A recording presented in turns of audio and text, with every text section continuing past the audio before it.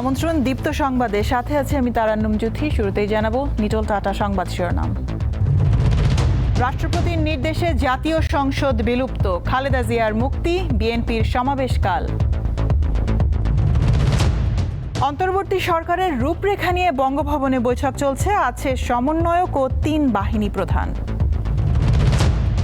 প্রাণ ভয়ে পালিয়ে বেড়াচ্ছেন এমপি মন্ত্রীরা, বিমানবন্দর থেকে পলক ও হাসান মাহমুদ আটক। রাষ্ট্রীয় সম্পদ রক্ষায় রাজপথে নেমেছে শিক্ষার্থীরা, দিনভর ছিল ট্রাফিক পুলিশের ভূমিকায়।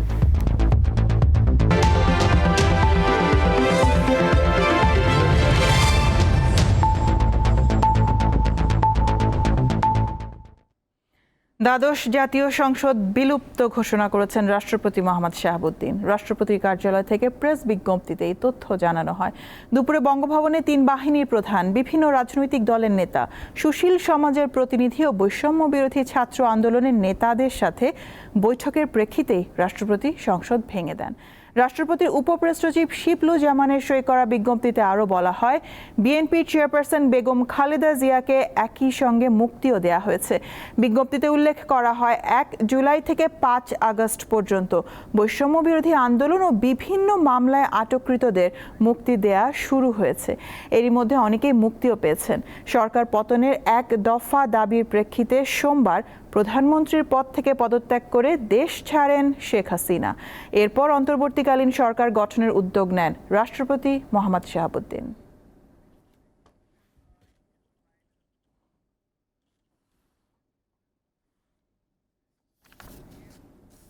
দর্শক, চলমান পরিস্থিতিতে অন্তর্বর্তীকালীন সরকার গঠন নিয়ে বঙ্গভবনে বিভিন্ন পক্ষের নানা আলোচনা চলছে। বিস্তারিত জানাতে বঙ্গভবনের সামনে থেকে সরাসরি যুক্ত হচ্ছেন সহকর্মী আসিফ জামান।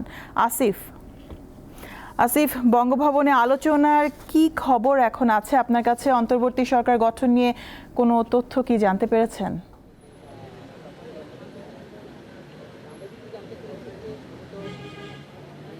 যদি বঙ্গভবনে যে আলোচনা বৈঠক যে বৈঠকটি চলছে, অর্থাৎ এখানে যারা সমন্বয়করা বসেছেন, একই সঙ্গে সমন্বয়কদের সঙ্গে ঢাকা বিশ্ববিদ্যালয়ের 2 শিক্ষক গিয়েছেন এবং তার পরবর্তীতে 3 বাহিনীর প্রধানও কিন্তু বসেছেন। সেই বৈঠকটি কিন্তু বেশ দীর্ঘ সময় ধরে চলছে। আমরা যদি সময় হিসাব করে বলি যে 6টার কিছুটা পরে কিন্তু সমন্বয়ক এবং 2 শিক্ষক প্রবেশ করেছেন এখানে, এবং এর পরবর্তীতে 7:30টার দিকে কিন্তু 3 বাহিনীর প্রধান প্রবেশ করেছেন। তারপর থেকেই মূলত বৈঠক চলছে। কোটার বিরোধী যে আন্দোলনটি হলো, তার সমন্বয়করা এখানে যখন বৈঠকে বসেছেন তার আগ মুহূর্ত পর্যন্ত কিন্তু গণমাধ্যমের সঙ্গে তাদের যোগাযোগ ছিল এবং তারাই জানিয়েছেন যে এখানে 13 জন সমন্বয়ক এবং 2 জন শিক্ষক রয়েছেন আজকের আলোচনাতে। এর পরবর্তীতে কিন্তু আসলে তাদের সঙ্গে আর যোগাযোগ করা সম্ভব হয়নি। মূলত বৈঠকে কি ধরনের সিদ্ধান্ত হতে পারে বা কি হচ্ছে বা অন্তর্বর্তীকালীন সরকারে কারা আসছেন, এই বিষয়গুলো নিয়ে কিন্তু আমরা এখন পর্যন্ত কোনো ধরনের তথ্য পাইনি। তবে এর আগে মূলত এই সমন্বয়করা একটি প্রেস বিজ্ঞপ্তি দেয়, প্রেস ব্রিফিং করে জানিয়েছিল যে তারা যে অন্তর্বর্তীকালীন সরকারটি দাবি করছেন সেখানে তারা ডক্টর মোহাম্মদ ইউনূসকে সেই অন্তর্বর্তীকালীন সরকারের প্রধান হিসাবে তারা দেখতে চান। এর পরবর্তীতে তারা জানিয়েছিলেন যে তারা সরকারের পরিচালনার জন্য একটি রূপরেখা প্রণয়ন করবেন। সেই রূপরেখাটি মূলত তারা পরবর্তীতে জানাবেন বলে সে সময় ঘোষণা দিলেও সেই রূপরেখা কিন্তু এখন পর্যন্ত গণমাধ্যমে আসেনি। তবে এটি তারা নিশ্চিত করেছেন যে তারা রূপরেখা রাষ্ট্রপতির সঙ্গে যখন বৈঠকে থাকবেন সেখানে উপস্থাপন করবেন। সুতরাং এখন মূলত সে বিষয়টিও আসলে জানার রয়েছে যে তারা রূপরেখায় এখানে কি কি বিষয় উপস্থাপন করেছেন এবং যে সমন্বয়করা প্রবেশ করেছেন। এবং এর আগে কিন্তু রাষ্ট্রপতি গতকালকেই রাজনৈতিক দলের নেতৃবৃন্দের সঙ্গে বসেছিলেন, অন্তর্বর্তীকালীন সরকার নিয়ে তাদের সঙ্গেও কথা হয়েছিল। তারা আসলে কোনো প্রস্তাবনা দিয়েছেন কিনা এই বিষয়গুলো এখন পর্যন্ত কিন্তু গণমাধ্যমে কোনো কিছুই স্পষ্ট আকারে আসেনি। এবং এই বৈঠকটিও যদি আপনি এখন সময় হিসাব করে বলেন 7:30টা থেকে 11টা, বেশ দীর্ঘ একটি বৈঠক চলছে। সেই বৈঠকে আসলে এই মুহূর্তে দেশের নির্বাহী বিভাগে আসলে কোনো ধরনের কেউ দায়িত্বে নেই, যে কারণে এই অন্তর্বর্তীকালীন সরকারের প্রধান যিনি হবেন তিনি নির্বাহী বিভাগের দায়িত্ব পাবেন, যে কারণে এটি আসলে দেশের জন্য খুবই গুরুত্বপূর্ণ। এবং আজকের এই যে এখন যে বৈঠকটি চলছে সেই বৈঠক থেকে আসা সিদ্ধান্তও কিন্তু আসলে দেশের জন্য খুবই গুরুত্বপূর্ণ, কারণ এর মাধ্যমেই আসলে যে হাসিনা সরকারের পতনের পরে মূলত নতুন সরকার গঠিত হবে, সেই সরকার কিভাবে পরিচালিত হবে সে বিষয়গুলো যেমন রয়েছে, একই সঙ্গে সেই সরকারের মাধ্যমে গণতান্ত্রিক ধারায় আবার দেশ কিভাবে পরিচালিত হবে বা সামনের দিনে কিভাবে গণতান্ত্রিক ধারা অব্যাহত রাখবে সে বিষয়গুলোও কিন্তু আসলে আলোচনার বিষয় রয়েছে। এবং যে কারণেই আসলে এই দীর্ঘ সময় বৈঠকে এখন পর্যন্ত আমরা কোনো ধরনের ফলাফল জানতে পারিনি, তবে আজকের এই বৈঠকের সিদ্ধান্তের পরে ধারণা করা হচ্ছে যে এই অন্তর্বর্তীকালীন সরকারে কারা আসবেন সে বিষয়গুলো চূড়ান্ত হবে। মূলত সেটি চূড়ান্ত হওয়ার পরে কিছু প্রক্রিয়া রয়েছে, রাষ্ট্রপতি একটি প্রজ্ঞাপন জারি করে সেটি জানাবেন এবং একই সঙ্গে তাদেরকে মন্ত্রিপরিষদ বিভাগ থেকে ফোন করে শপথ নেওয়ার জন্য আহ্বান জানানো হবে এবং এ ধরনের কিছু প্রক্রিয়ার মাধ্যমে কিন্তু পরবর্তী সরকারের কার্যক্রম পরিচালিত হবে। জ্যোতি। জি আসিফ, বেশ অনেকটা সময় পার হয়ে গিয়েছে, আশা করছি আপনার মাধ্যমে আমরা তাড়াতাড়ি ফলাফল জানাতে পারবো। ধন্যবাদ। তরুণরাই বাংলাদেশ গড়তে নেতৃত্ব দেবে বলে প্রত্যাশা ব্যক্ত করেছেন নোবেল বিজয়ী অর্থনীতিবিদ ডক্টর মোহাম্মদ ইউনূস। ভারতীয় সংবাদ মাধ্যম দ্য প্রিন্টকে দেয়া সাক্ষাৎকারে তিনি আরও বলেন, দীর্ঘদিনের অধিকৃত অবস্থা থেকে বাংলাদেশ মুক্ত হয়েছে, যা দেশের জনগণ উদযাপন করছেন। দীর্ঘদিনের অধিকৃত অবস্থা থেকে বাংলাদেশ মুক্ত হয়েছে, দেশের জনগণ এটি উদযাপন করছেন যেন দ্বিতীয়বার দেশ স্বাধীন হলো। অভিনন্দন ওইসব তরুণদের যারা এই আন্দোলনে নেতৃত্ব দিয়েছে। সুন্দর দেশ গড়তে তরুণরাই দায়িত্ব নেবে বলেও আশা করি আমি। রাজধানীতে আগামীকাল সমাবেশ ডেকেছে বিএনপি। বেলা 2টায় নয়াপল্টনে দলের কেন্দ্রীয় কার্যালয়ের সামনে এই সমাবেশ অনুষ্ঠিত হবে। মঙ্গলবার সন্ধ্যায় দলের পক্ষ থেকে এক বিবৃতিতে জানানো হয়, সমাবেশে প্রধান অতিথি হিসেবে ভার্চুয়ালি বক্তব্য দেবেন বিএনপির ভারপ্রাপ্ত চেয়ারম্যান তারেক রহমান। বিএনপি মহাসচিব মির্জা ফখরুল ইসলাম আলমগীর ছাড়াও জাতীয় নেতৃবৃন্দ সমাবেশে বক্তব্য দিবেন। এর আগে সোমবার রাতে গণমাধ্যমকে দেওয়া সাক্ষাৎকারে মির্জা ফখরুল জানান, তারেক রহমান শিগগিরই দেশে ফিরবেন।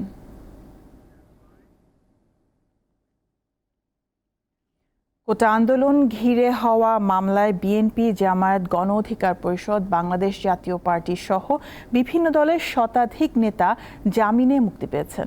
তাদের মধ্যে আছেন বিএনপির স্থায়ী কমিটির সদস্য আমির খসরু মাহমুদ চৌধুরী, নজরুল ইসলাম খান, চেয়ারপারসনের উপদেষ্টা শামসুর রহমান শিমুল বিশ্বাস, জ্যেষ্ঠ যুগ্ম মহাসচিব রুহুল কবির রিজভী, প্রচার সম্পাদক সুলতান সালাউদ্দিন টুকু, ঢাকা মহানগর উত্তরের সদস্য সচিব ও সাবেক ফুটবলার আমিনুল হক, জামায়াতের সেক্রেটারি জেনারেল মিয়া গোলাম পরওয়ার, গণ অধিকার পরিষদের সভাপতি ও ডাকসুর সাবেক ভিপি নুরুল হক নূর এবং বাংলাদেশ জাতীয় পার্টির সভাপতি ব্যারিস্টার আন্দালিব রহমান পার্থ। এছাড়া বিএনপির ভারপ্রাপ্ত চেয়ারম্যান তারেক রহমানের সাবেক এপিএস মিয়া নুরুদ্দিন অপু এবং আলোচিত ব্যবসায়ী গিয়াসউদ্দিন আল মামুন জামিনে মুক্তি পেয়েছেন।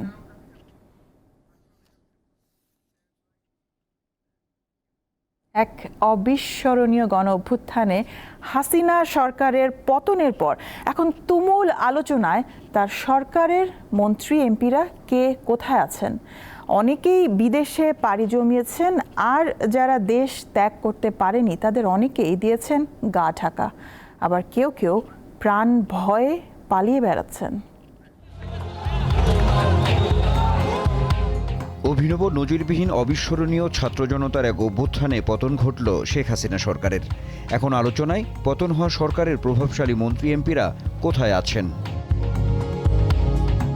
গত শনিবার ধানমন্ডিতে সংবাদ সম্মেলনে শেষবার কথা বলেন ওবায়দুল কাদের। তথ্য বলছে রবিবার রাতেই দেশ ত্যাগ করেন তিনি। তার সিঙ্গাপুর যাওয়ার কথা শোনা গেলেও আরেক তথ্য বলছে ওবায়দুল কাদের আছেন নয়াদিল্লিতে। এমপি মন্ত্রীদের অনেকে শেষ মুহূর্তে শত চেষ্টা করেও দেশ ছাড়তে পারেননি। আন্দোলন চলাকালে ইন্টারনেট বন্ধ করে দেয়ায় আলোচিত জুনায়েদ আহমেদ পলক মঙ্গলবার বিকালে শাহজালাল বিমানবন্দরে আটক হন। স্বরাষ্ট্রমন্ত্রী আসাদুজ্জামান খান কামাল ও আইনমন্ত্রী আনিসুল হক অজ্ঞাত স্থানে চলে গেছেন বলে জানা গেছে। বিরোধী পক্ষ নিয়ে গণমাধ্যমে প্রতিদিনই কিছু না কিছু বলতে হবে এমন প্রবণতার আরেক নেতা সাবেক পররাষ্ট্রমন্ত্রী হাসান মাহমুদ পরিবারকে বিদেশে পাঠাতে পারলেও নিজে মঙ্গলবার শাহজালাল বিমানবন্দরে আটক হয়েছেন। খোঁজ পাওয়া যাচ্ছে না সাবেক তথ্য প্রতিমন্ত্রী মোহাম্মদ আলী আরাফাত ও শিক্ষামন্ত্রী মুহিবুল হাসান চৌধুরী নওফেলেরও। সরকার পতনের একদিন আগে হুঁশিয়ারি দেওয়া জাহাঙ্গীর কবির নানকেরও কোনো হদিস নেই। খেলা হবে খ্যাত প্রভাবশালী এমপি নারায়ণগঞ্জের শামীম ওসমানকে ওবায়দুল কাদেরের সবশেষ সংবাদ সম্মেলনে দেখা গেলেও তিনি কোথায় আছেন কেউ জানেন না। শেখ হাসিনা সরকারের এজেন্ডা বাস্তবায়নকারী আলোচিত সাবেক ডিবি প্রধান হারুনুর রশিদের খোঁজ নিয়ে দেখা দিয়েছে ধোঁয়াশা। শেখ হাসিনার দেশত্যাগের পর থেকে ওয়্যারলেসে কোনো নির্দেশনা দেননি হারুন। পুলিশ সদর দপ্তরের দেয়াল টপকে পালিয়ে যান তিনি। পরে শাহজালাল বিমানবন্দর হয়ে পালানোর চেষ্টা করলে হারুন আটক হন বলে শোনা গেলেও এর সত্যতা নিশ্চিত করা যায়নি। আনোয়ার হোসেন, দীপ্ত সংবাদ, ঢাকা। সাবেক ডাক, টেলিযোগাযোগ ও তথ্য প্রযুক্তি প্রতিমন্ত্রী জুনায়েদ আহমেদ পলককে বিদেশে যেতে দেয়নি বিমানবন্দর কর্তৃপক্ষ। জানা যায়, বেলা ৩টার দিকে পলক তার ব্যক্তিগত ২জন কর্মকর্তাকে নিয়ে ঢাকার হজরত শাহজালাল আন্তর্জাতিক বিমানবন্দরে যান। তবে তাকে বিমানে উঠতে না দিয়ে ইমিগ্রেশন হেফাজতে রাখা হয়। এছাড়া পলকের ২ ব্যক্তিগত কর্মকর্তা নেপালে যেতে চেয়েছিলেন, তাদেরও ফেরত পাঠানো হয়। শেখ হাসিনার পদত্যাগের পর আওয়ামী লীগের নেতারা এখন আত্মগোপনে। কেউ কেউ দেশ ছাড়তে পেরেছেন। এরই মধ্যে বিমানবন্দরে পলককে আটকে দেওয়ার খবর এলো। সহিংসতায় পুলিশের অনেক ক্ষয়ক্ষতি হয়েছে, অনেকে মারা গেছেন, যা খুবই দুঃখজনক। তবে পুলিশ স্বাভাবিক কাজে ফিরতে চায়, তাই শিগগিরই বাংলাদেশ পুলিশকে পুনর্গঠন করা হবে বলে জানিয়েছেন অতিরিক্ত আইজিপি AKM শহীদুর রহমান। দুপুরে রমনায় ব্রিফিংয়ে তিনি সবাইকে পুলিশের পাশে দাঁড়ানোর আহ্বান জানান।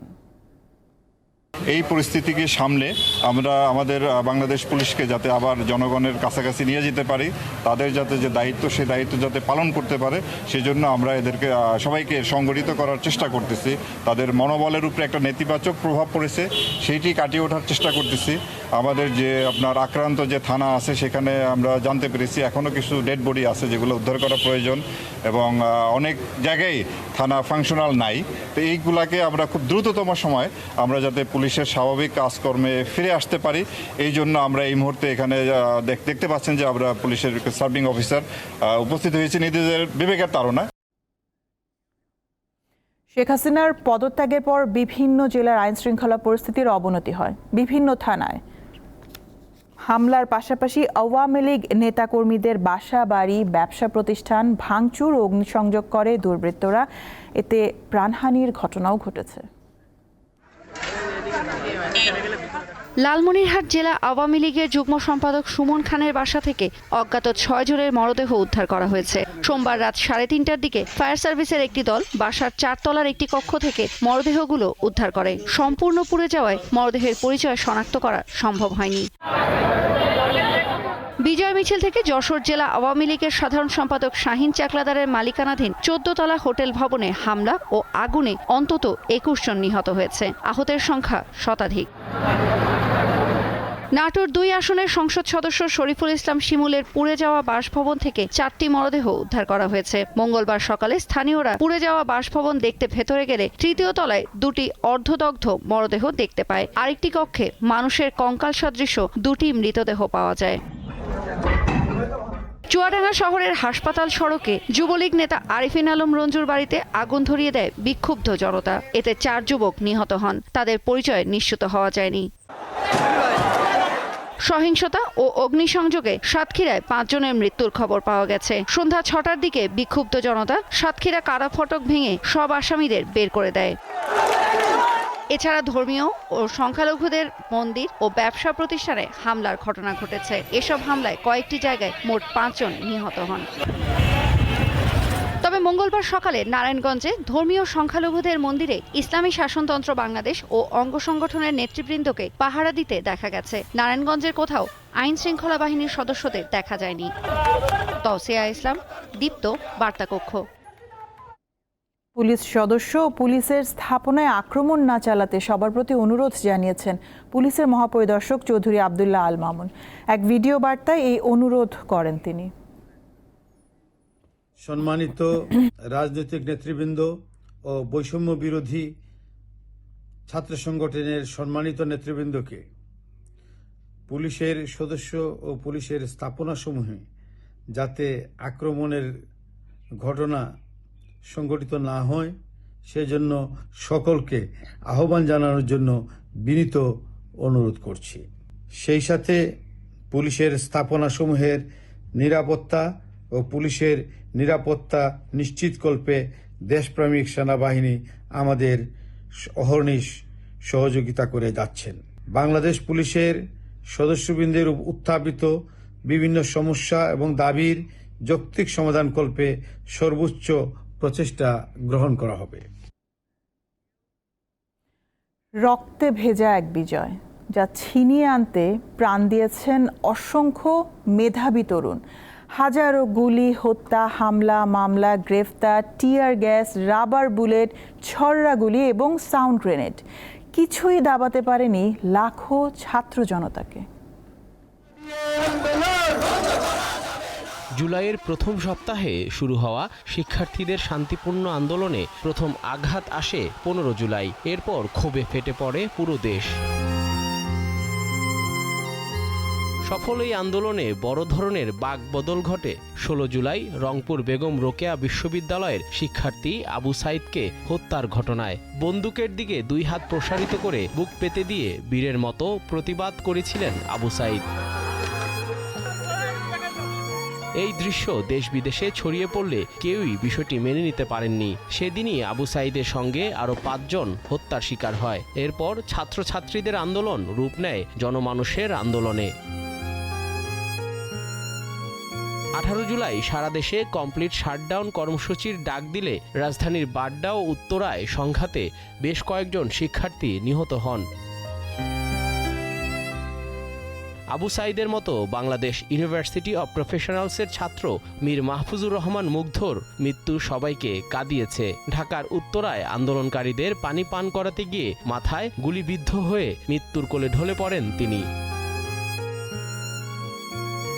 এছাড়াও ঢাকা রেসিডেন্সিয়াল মডেল কলেজের ছাত্র ফারহান ফায়াজ, টঙ্গী সরকারি কলেজের শিক্ষার্থী রিদওয়ান শরীফ রিয়াদ, চট্টগ্রামের MIS কলেজের ছাত্র ফয়সাল আহমেদ শান্ত, চট্টগ্রাম কলেজের শিক্ষার্থী ওয়াসিম আকরাম ও চট্টগ্রাম বিশ্ববিদ্যালয়ের ইতিহাস বিভাগের 3য় বর্ষের শিক্ষার্থী হৃদয়চন্দ্র সহ বহু শিক্ষার্থী বীরবেশে জীবন দেন।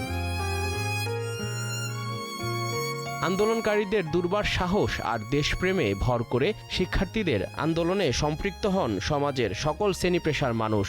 শিক্ষার্থী ছাড়াও শ্রমজীবী, ক্ষুদ্র ব্যবসায়ী, বেসরকারি চাকরিজীবী, সাংবাদিক এবং পুলিশ সদস্যদের বহু প্রাণ ঝরেছে এই আন্দোলনে, যাদের অনেকের পরিচয় এখনও অজানা।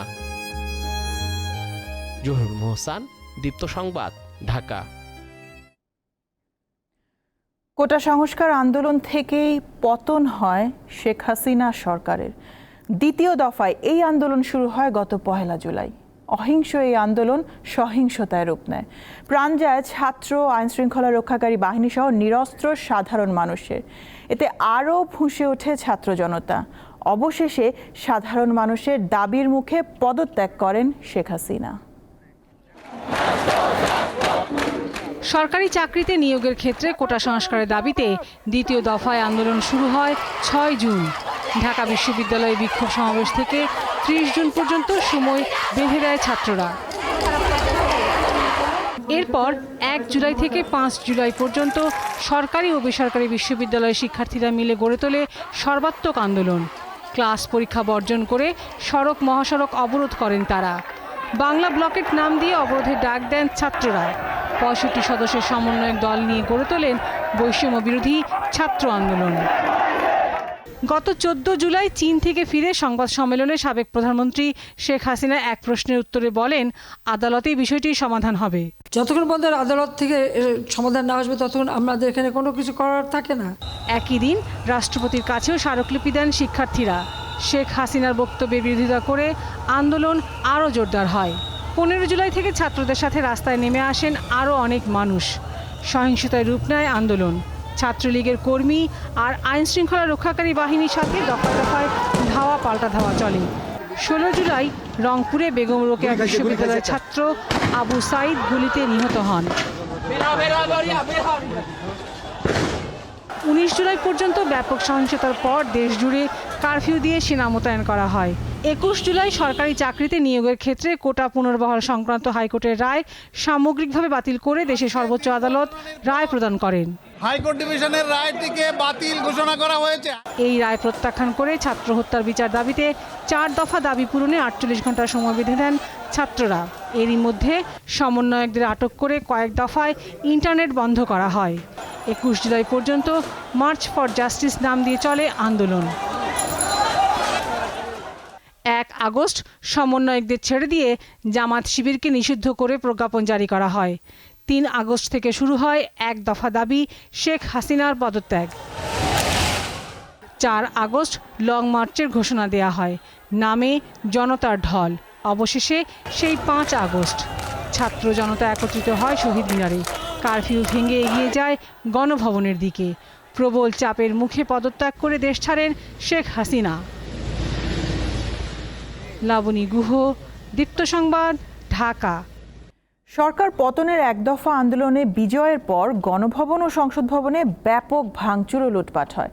এসব রাষ্ট্রীয় সম্পদ রক্ষায় মানব ঢাল হয়ে দাঁড়িয়েছে শিক্ষার্থীরা। সেই সাথে মঙ্গলবার রাস্তায় ট্রাফিক পুলিশের ভূমিকায় ছিল তারা। সোমবার শিক্ষার্থীদের ডাকা লং মার্চ টু ঢাকায় জনতার ঢল নামে। দুপুরের পর ঘোষণা আসে সরকার পদত্যাগের। এরপরই গণভবন ও সংসদ ভবনে ঢুকে পড়ে সাধারণ জনতা। এই সুযোগে ভাঙচুর ও লুটপাট করে কিছু বিশৃঙ্খলাকারী। রাষ্ট্রীয় সম্পদ রক্ষায় মঙ্গলবার আবারও রাস্তায় নামে শিক্ষার্থীরা। বলেন, গুরুত্বপূর্ণ স্থাপনায় কোনো শিক্ষার্থী ধ্বংসলীলা চালাতে পারে না। আমাদের এই সংসদ আমাদের দেশের সম্পদ, এটা তো কোনোভাবে নষ্ট করতে দেওয়া যাবে না। যাদেরকে আন্দোলনে দেখাও যায় না হয়তো, তো তাদের এই সব কার্যক্রমের উপরে এফেক্ট পড়তেছে আমাদের উপরে। এটা আমরা এর জন্য রাস্তায় আন্দোলনে নামি নাই যে রাষ্ট্রীয় সম্পদ লুট হবে, তাই আজকে আমরা এখানে সেভ করার জন্য আসছি যাতে রাষ্ট্রীয় সম্পদ লুট না হয়। সংসদ ভবনে যাতে আর কেউ এমন তাণ্ডব চালাতে না পারে সেজন্য মানব ঢাল হয়ে দাঁড়িয়ে যায় শিক্ষার্থীরা। সংসদের ময়লা আবর্জনা পরিষ্কার করে পরিবেশ সুন্দর করে তারা। ওনারা দেখতেছে যে আমরা এগুলো পরিষ্কার করছি, ওনাদের আটকিয়ে ওনারা সেম কাজটাই আবারই করছে। এখানে আমি কাজ করতে চাই, এত মানুষ মারা গেছে, কত কষ্ট, এই জন্য আমি এই দেশটা সুন্দর বানাতে চাই। একটা মুরব্বী মানুষ, তার বিবেক থাকা দরকার। যেখানে ক্লিন হচ্ছে, স্টুডেন্টরা ক্লিন করতেছে, সে বাদাম খাইছে, বাদামের যে ছিলকার প্যাকেট, ছিলকাগুলো প্যাকেটে ভরে সেখানে উড়ায় মারছে। মঙ্গলবার রাজধানীর কোনো সড়কেই ট্রাফিক পুলিশ দেখা যায়নি। জনগণের ভোগান্তি দূর করতে শিক্ষার্থীরা ট্রাফিক নিয়ন্ত্রণে নেমে পড়ে। আমাদের পুলিশ ভাইরা যতদিন না আসবে, ট্রাফিক সার্জেন্ট যতদিন না আসবে, ততদিন আমরা এটা কার্যক্রম চালাই যাব।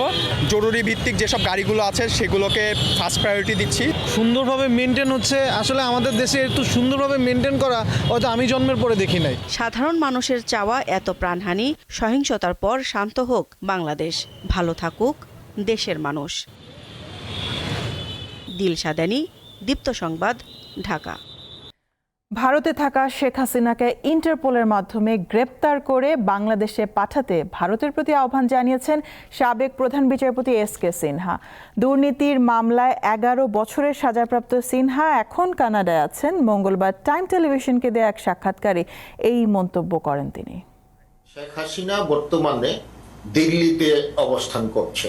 ব্রিটেন শেখ হাসিনার ওখানে আশ্রয় নেওয়ার প্রার্থনা নাকচ করেছে। বর্তমান যারা প্রশাসনে আছেন তাদেরকে বলা শেখ হাসিনাকে যাতে দিল্লির থেকে বাহিরে না যাওয়ার জন্য। তাদেরকে এখন ইন্টারপোলের মাধ্যমে শেখ হাসিনার বিরুদ্ধে এতগুলা হত্যার সিভিলিয়ান পপুলেশনকে সে ঠান্ডা মাথায় খুন করেছেন। এইগুলা হলো যেটা ক্রাইমস এগেইনস্ট হিউম্যানিটি। তাদেরকে যাতে কোনো দেশে আশ্রয় না দিতে পারে, দিল্লিকে বলা সেটা না দিতে, এবং ইন্টারপোলের মাধ্যমে তাকে দেশে ফিরিয়ে আনা। তাকে ইন্টারপোলে যদি ওয়ারেন্ট ইস্যু হয় তাহলে পৃথিবীর কোনো এয়ারপোর্টে তাকে ঢুকতে দেওয়া হবে না, এবং এই ইন্টারপোলই তাকে দেশে ফেরত পাঠাবে। দেশে একটা রিভলিউশন হয়েছে, তারা কোটা আন্দোলনের সমন্বয়কারী, তারা সাকসেসফুল হয়েছে, এবং পৃথিবীর যত রিভলিউশন হয়েছে সেই ইতিহাস দেখলে আমরা জানতে পারি যারা রিভলিউশন করেছে তারা একটা অন্তর্বর্তীকালীন সরকার গঠন করে। তারাই নির্ধারণ করতে পারে কে তত্ত্বাবধায়ক সরকার বা অন্তর্বর্তীকালীন সরকারে থাকবে, কিরকম দেশ চলবে, সেটা লিগেল হয়ে যায়। অথবা আরো একটা করা যেতে পারে যে প্রেসিডেন্ট আছেন, এই প্রেসিডেন্টকে বাধ্য করা তাকে পদত্যাগ করার জন্য। সে হলো একনায়ক শেখ হাসিনার প্রেতাত্মা, তাকে পদত্যাগ করা এবং সেই সংসদের মাধ্যমে ইমার্জেন্সি বেসিসে একজন প্রেসিডেন্ট নিয়োগ করা এবং সেই প্রেসিডেন্ট অন্তর্বর্তীকালীন তার অ্যাডভাইসার অথবা অন্তর্বর্তীকালীন সরকার গঠন করবে। এইটাই হবে কনস্টিটিউশন অনুযায়ী লিগ্যাল ফ্রেমওয়ার্কের মধ্যে দেশ চলতে পারে। আজ থেকে ফের খুলেছে সরকারি, আধা সরকারি, স্বায়ত্তশাসিত ও বেসরকারি বিভিন্ন প্রতিষ্ঠান। খুলেছে প্রশাসনের প্রাণকেন্দ্র সচিবালয়, তবে সেখানে শুনশান নীরবতা দেখা গেছে। অফিসে আসলেও আতঙ্ক নিয়ে সচিবালয় ছেড়েছেন প্রায় সব কর্মকর্তা কর্মচারী। ধারণা করা হচ্ছে শেখ হাসিনার পদত্যাগের পর থেকেই পরিস্থিতি থমথমে থাকায় এমনটা হয়েছে। সাধারণত সচিবালয়ে আইনশৃঙ্খলা বাহিনীর পর্যাপ্ত সদস্য মোতায়েন থাকে, তবে রাজধানীর কোথাও ডিউটিরত পুলিশ সদস্যদের দেখা যায়নি। সেনাবাহিনীর শীর্ষ পদে ব্যাপক রদবদল আনা হয়েছে। এক বিবৃতিতে একথা জানিয়েছে আইএসপিআর। মেজর জেনারেল জিয়াউল আহসানকে চাকরি থেকে অব্যাহতি দেওয়া হয়েছে। লেফটেন্যান্ট জেনারেল মোহাম্মদ সাইফুল আলমের চাকরি পররাষ্ট্র মন্ত্রণালয়ে ন্যস্ত করা হয়েছে। লেফটেন্যান্ট জেনারেল মোহাম্মদ মুজিবুর রহমানকে GOC army training and doctrine command হিসেবে নিয়োগ দেওয়া হয়েছে। লেফটেন্যান্ট জেনারেল আহমেদ তাবরেজ শামস চৌধুরীকে সেনাবাহিনীর quartermaster general, lieutenant general Mizanur Rahman শামীমকে সেনাবাহিনীর chief of general staff, lieutenant general Mohammad Shahinul হককে কমান্ড্যান্ট এনডিসি এবং মেজর জেনারেল আসম রিদওয়ানুর রহমানকে এনটিএমসির মহাপরিচালক হিসেবে নিয়োগ দেওয়া হয়েছে।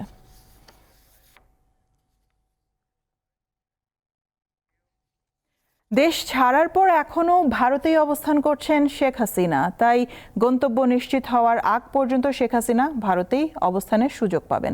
ভারতের পররাষ্ট্রমন্ত্রী এস জয়শঙ্কর বিষয়টি নিশ্চিত করেছেন। ভারত তাকে সম্ভাব্য সব ধরনের সহায়তা করার বিষয়ে আশ্বস্ত করেছে বলে জানিয়েছেন জয়শঙ্কর। মঙ্গলবার ভারতের কেন্দ্রীয় সরকার আয়োজিত সর্বদলীয় বৈঠকে উপস্থিত পার্লামেন্ট সদস্যদের এমনটি জানান তিনি। এর আগে সকালে নয়াদিল্লিতে বিভিন্ন রাজনৈতিক দলের অংশগ্রহণে বাংলাদেশের পরিস্থিতি নিয়ে বিশেষ বৈঠক অনুষ্ঠিত হয়। সেখানে কংগ্রেস নেতা রাহুল গান্ধী 3টি প্রশ্ন উত্থাপন করেন। বাংলাদেশ প্রশ্নে মোদী সরকারের স্বল্প এবং দীর্ঘমেয়াদী পরিকল্পনা জানতে চান তিনি। পাশাপাশি বাংলাদেশে আন্দোলনের পেছনে পাকিস্তান সহ অন্য কোনো দেশের সংশ্লিষ্টতা রয়েছে কিনা সেই প্রশ্নও রাখেন রাহুল। শেখ হাসিনা যুক্তরাজ্যের রাজনৈতিক আশ্রয় চেয়েছেন, তবে যুক্তরাজ্যের সরকার এখনো বিষয়টি নিয়ে কোনো সিদ্ধান্ত জানায়নি। হাসিনা যে পদ্ধতিতে রাজনৈতিক আশ্রয় চেয়েছেন সেটি পাবার সম্ভাবনা নেই বলে ভারতীয় সংবাদ মাধ্যমকে জানিয়েছে যুক্তরাজ্যের স্বরাষ্ট্র মন্ত্রণালয়। এনডিটিভির খবরে বলা হয়, যুক্তরাজ্যের যে অভিবাসন আইন রয়েছে সেখানে কোনো ব্যক্তির দেশটিতে ভ্রমণে এসে রাজনৈতিক বা সাধারণ আশ্রয় নেওয়ার বিধান নেই। যুক্তরাজ্যের স্বরাষ্ট্র মন্ত্রণালয়ের মুখপাত্রের বিবৃতি দিয়ে খবরে আরও বলা হয় যে ব্যক্তি রাজনৈতিক আশ্রয় চাইছেন প্রথমে নিরাপদে যেই দেশে পৌঁছান সেখানেই চাওয়া উচিত। এনডিটিভির প্রতিবেদনে আরও বলা হয়, শেখ হাসিনার ছোট বোন শেখ রেহানা যুক্তরাজ্যের নাগরিক। এছাড়া রেহানার মেয়ে টিউলিপ সিদ্দিক যুক্তরাজ্যের আইনসভার সদস্য, যা হাসিনার রাজনৈতিক আশ্রয় চাওয়ার বিষয়টিকে সহায়তা করবে। শিক্ষার্থীদের আন্দোলনের মুখে শেখ হাসিনার দেশ ত্যাগের খবর শোনার সাথে সাথে বিজয় উল্লাস করেছেন কানাডার অনেক প্রবাসী। টরন্টোর ডেন্টোনিয়া পার্কে বিজয় উল্লাস করতে করতে শহীদ মিনারের সামনে সমবেত হয় তারা। সারাদিন দেশাত্মবোধক গান, বিভিন্ন স্লোগান ও মিষ্টি বিতরণের মধ্যে উল্লাস প্রকাশ করেন। দল মত নির্বিশেষে দেশের সম্পদ রক্ষা করে দেশকে সামনের দিকে এগিয়ে নেওয়ার লক্ষ্যে সকলের সহযোগিতা কামনা করেন তারা।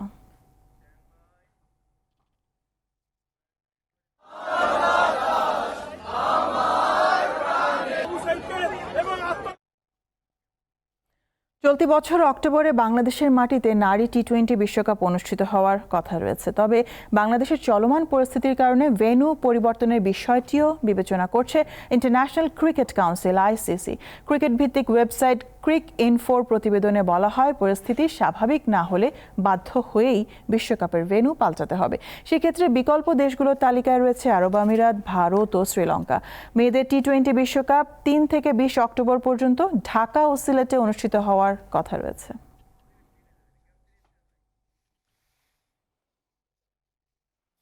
এর সাথে শেষ করব দীপ্ত সংবাদ। নিটোল টাটা সংবাদ শিরোনাম জানাবো আরো একবার। রাষ্ট্রপতির নির্দেশে জাতীয় সংসদ বিলুপ্ত, খালেদা জিয়ার মুক্তি, বিএনপির সমাবেশ কাল। অন্তর্বর্তী সরকারের রূপরেখা নিয়ে বঙ্গভবনে বৈঠক চলছে, আছে সমন্বয়ক ও 3 বাহিনী প্রধান। প্রাণ ভয়ে পালিয়ে বেড়াচ্ছেন এমপি মন্ত্রীরা, বিমানবন্দর থেকে পলক ও হাসান মাহমুদ আটক। রাষ্ট্রীয় সম্পদ রক্ষায় রাজপথে নেমেছে শিক্ষার্থীরা, দিনভর ছিল ট্রাফিক পুলিশের ভূমিকায়। এই ছিল এখনকার মতন। আমি তারান্নুম জুথি বিদায় নিচ্ছি। দর্শক, আরো তথ্য বিনোদনের সংবাদ জানতে যুক্ত থাকুন দীপ্ত টিভির ডিজিটাল প্ল্যাটফর্মগুলোতে। ধন্যবাদ সবাইকে।